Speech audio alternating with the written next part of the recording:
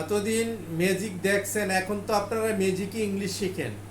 English শেখার কোনো magic নাই, ইংলিশ শেখার কোনো টেকনিক নাই। আপনি পেট ভরতে যা খাওয়ার দরকার তাই আপনাকে খেতে হবে। তাই তদ্রূপ ইংলিশ শিখতে যা শেখার দরকার তা আপনার ব্রেইনে সেভ করতে হবে। এখানে টেকনিক দিয়া আর ম্যাজিক দিয়া কোনো ইংলিশ শেখানো যায় না, আর শিখাও যায় না। তাই কখনো টেকনিক আর ম্যাজিকের চিন্তা করবেন না। টোটাল আপনার ব্রেনটা বাংলার সাথে সাথে ইংলিশে ইনস্টল করেন, তারপরে অনর্গলে ইংলিশে কথা বলতে পারবেন। এখানে কোন টেকনিকে কোনটা, banking English, service English, interview English, বিদেশি English, Bangladeshi English, Indian English, এগুলি কোনো কথা না।